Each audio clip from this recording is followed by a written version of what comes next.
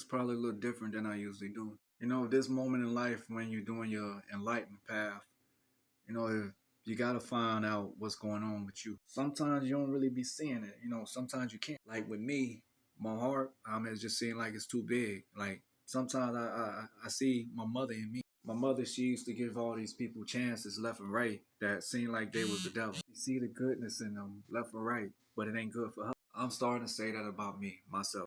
It's a lot of people who I allow into my life who I'm sure God been trying to push out. Half the time I keep them in because either they're family or a long time friend. Let them in and they kick me out. It's like I get played around with.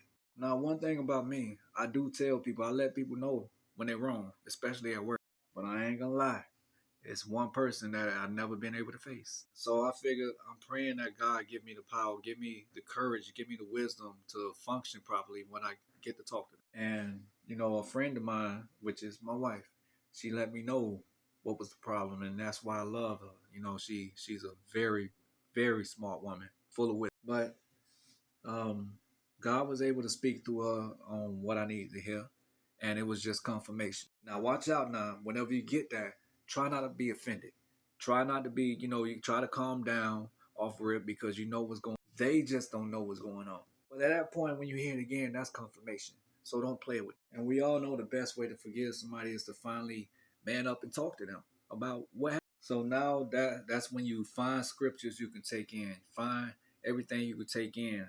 Don't even care if it's gonna take me a whole year. Hopefully it won't be that long, and I know it won't be that long. I got a wife that tighten me up every time I fall short. Trust me. I'm thankful for her. She's a blessing from God. Anyways, you know it's a problem when you can be strong and tranquil and calm everywhere. But the slightest mention of that problem, you go berserk. You lose control. But I realized something in the conversation. I always used to think it was my depression or sadness that got me. But no, it's really abandonment. It's like when that person was always in your life, but still made you feel like you was alone. It really hits you hard when it's somebody you love. It could be a father or your mother. Regardless, you gotta understand that they're human. They worry about their past while you gotta worry about your past. In Psalm 68:6, God makes a home to the lonely. He leads prisoners to prosperity. Now, when you say the word prisoner, it relates because at this point you are in prison until you forgive, until you make your peace. Deuteronomy 31:8, the Lord himself goes before you and will be with you. He will never leave you nor forsake you. And every time I read that scripture, I just want to love him more and more. Just want to give God a big old hug, like for real. Because God is my greatest father, my greatest friend, and he will never treat me like an enemy. So y'all, please pray for me. I love y'all for real.